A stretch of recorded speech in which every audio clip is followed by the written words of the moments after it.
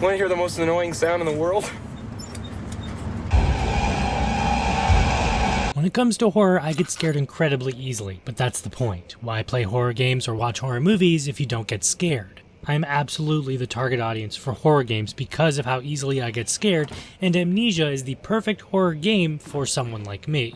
Amnesia lit the horror world on fire, launching the careers of a bunch of YouTubers and streamers, whether you believe the scares or not, as well as kicking off one of the most successful horror franchises in gaming. So how does Amnesia: The Dark Descent look 15 years later? I live in London at Mayfair. What have I done? This is crazy. Don't forget. Don't forget. I must stop him. Focus. My name is... I am Daniel. You play Daniel, a British explorer who finds himself in Brennenburg Castle in the mountains of Prussia, suffering from amnesia, and the only thing you know is that you must head to the inner sanctum of the castle and stop the mysterious Alexander. You learn all of this from a letter written by your past self, face your fears, and take a dark descent. 19th of August, 1839. I wish I could ask how much you remember. I don't know if there will be anything left after I consume this drink. Don't be afraid, Daniel. I can't tell you why, but know this. I choose to forget. Try to find comfort and strength in that fact. There is a purpose. You are my final effort to put things right. God willing, the name Alexander of Brennenburg still invokes bitter anger in you. If not, this will sound horrible. Go to the inner sanctum, find Alexander, and kill him. His body is old and weak, and yours, young and strong. He will be no match for you. One last thing. A shadow is following you. It's a living nightmare, breaking down reality. I have tried everything, and there is no way to fight back. You need to escape it as long as you can. Redeem us both, Daniel. Descend into the darkness where Alexander waits and murder him. Your former self, Daniel. This playthrough took me like 12 hours, even though this is really a 5 to 6 hour long game because I simply had to keep taking breaks. I even cranked up the brightness to max and still got scared. Frictional games became masters of horror the moment this game dropped, and they kept it up for its entire length. Right from the start, the oppressive, claustrophobic atmosphere hits you and never lets go. You have to collect tinder boxes to light candles and oil to keep your lantern alive, and that's all you get. This game is labeled as survival horror. You have some minor resource management with your tinders and lantern that in the early game you have to be wise with, and on hard mode you really have to use it wisely. You collect items to solve puzzles like collecting the ingredient for a potion, tools to open some areas, or gears to make a machine work.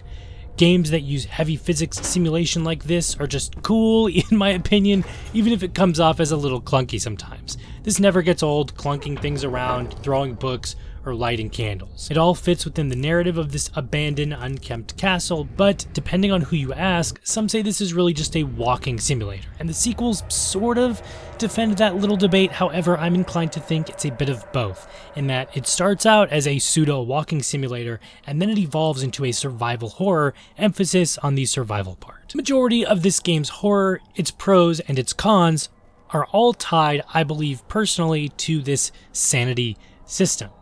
Sanity systems in Lovecraft games are always underwhelming unless it's Eternal Darkness, and for me, it's no different here. I strongly dislike this thing, but it's a double-edged sword.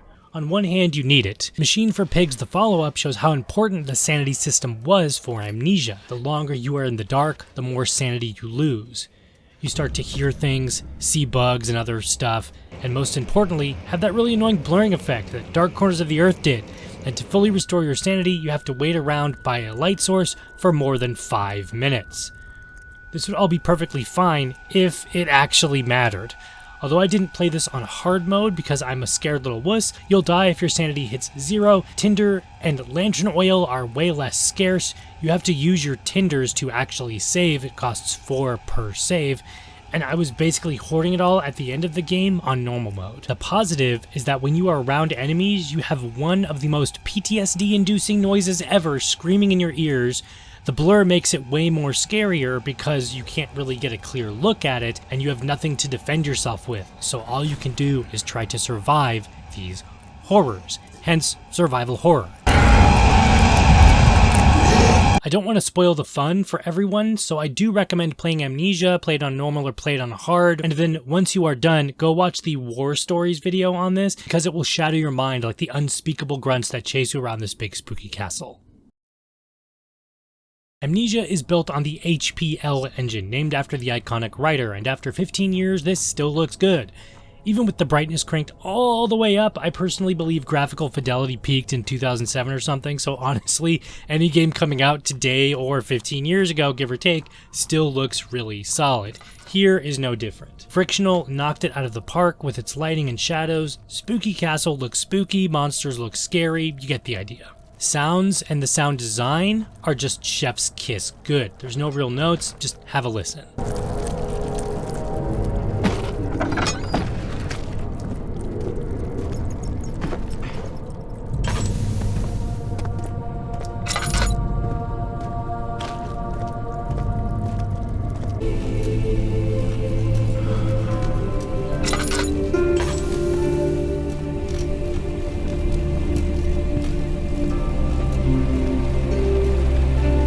Voice acting is also great. Surprisingly, the voice actor for Daniel, Richard Topping, became a teacher, I guess, from this interview anyway. Actually, at the time I was working as a producer at a special effects company in Portland. We did the special effects for a TV show called Grimm. I don't know if you've come across that in your travels. So I worked on most of season 1 of Grimm, and just felt that the work was becoming increasingly repetitive and that I felt I was moving in ever-decreasing circles. And I had always regretted not having gone to college. I was a bit of a screw-up in high school. And that's cool, but I wish he stuck with voice acting. The actor voicing Alexander, Sam A. Mowry, is also great. Guy has a voice like velvet. He was the bad guy in the Infamous series as well, and a bunch of other things, but sadly he passed away last year in 2024. You will be missed, sir. She's gonna be pretty pissed about this. Who the hell are you? Just a concerned citizen. Now hold still. Daniel, What? still having nightmares, I see. Yes, I can't shake them. They come every night. We'll put a stop to them. You'll see. Alexander, is it inside the castle? In a manner of speaking. Come, bring the lamp. You've been to the refinery, have you not? I don't believe I have. Is it connected to the... what did you call it? The inner sanctum. My most precious chamber, Daniel. Alright, this is your spoiler warning for the narrative. Go here if you wish to avoid timestamps below for you to skip to the ending of this video. The long and short of it, however, though, is it's a solid story. All the Amnesia games have a solid narrative or a good story in my opinion, and that's about it. They're just good stories. Okay, spoiler time. Again, timestamps below. Go here to skip it.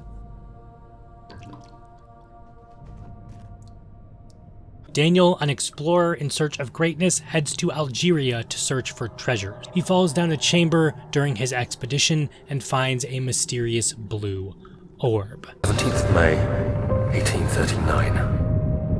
After pounding the unforgiving stone wall for what seemed like an eternity, I realized it was hopeless. I was trapped.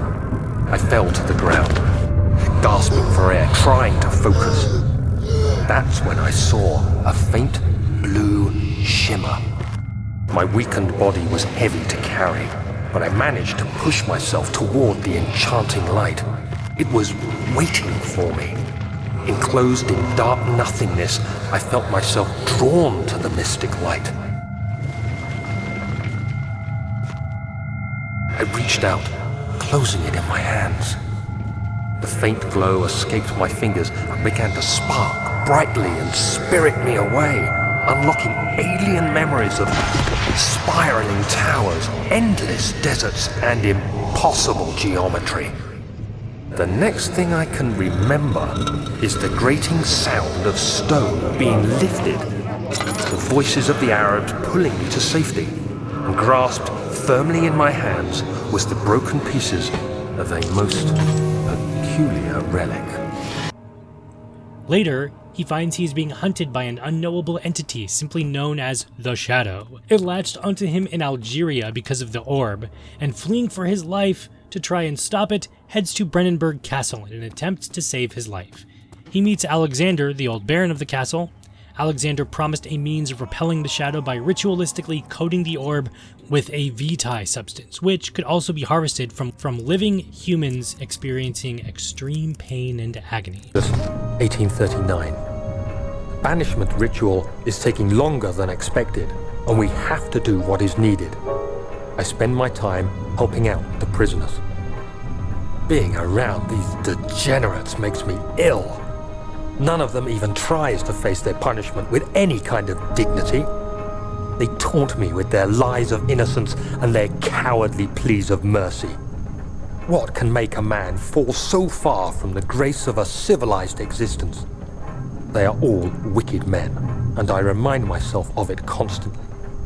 Still, I am thankful for God sending these monsters our way, as they will serve as the instruments of my salvation.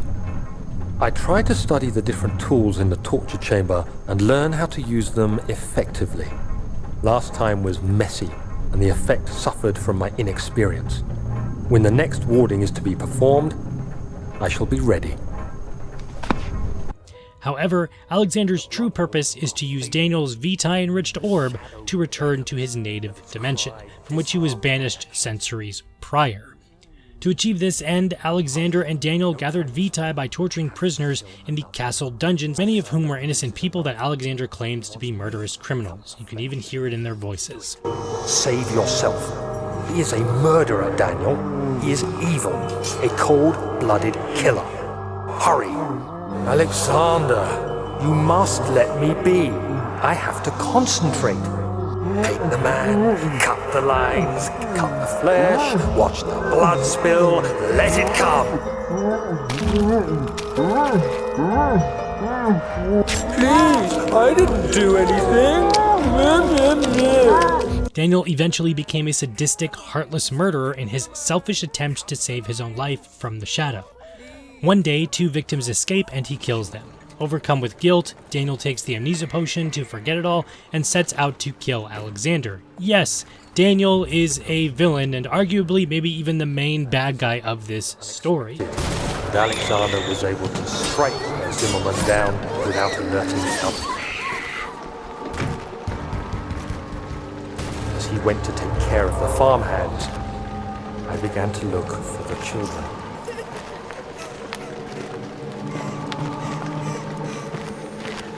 We should have more than enough prisoners to finish the ritual now. Discovering these revelations is one of the best parts of Amnesia, and the writing is really, really solid here. I think all of the Amnesia games have good stories, like I said, so there's really no complaints for me. You have 4 endings, one where you can just wait around and get killed by the Shadow when you get locked up towards the end of the game, another where you kill Alexander and leave the castle content with it all, another where you die again, and a good ending where you help the legendary Agrippa stop Alexander, and your soul, or whatever it is, enters another dimension because it's Lovecraft, baby.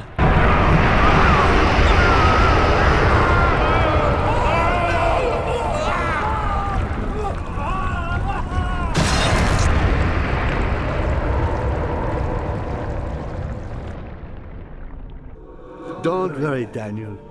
It will be all right.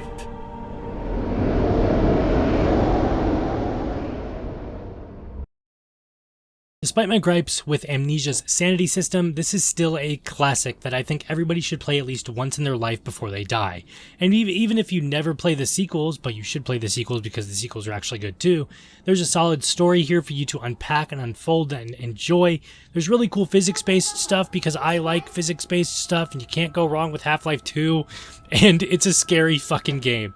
Even if you are completely immune to horror games at this point and you don't get scared by scary movies, I guarantee you, crank the brightness down in Amnesia, don't turn it up like I did, and enjoy the scares. It is legitimately an atmospheric, frightening game that you'll have a blast playing through. With all of that said, I've been Calypso. This was kind of a short one. Machine for Pigs is next, and I will see you in the next one. If you like this video, like this video. If you dislike this video, dislike this video. Bye for now.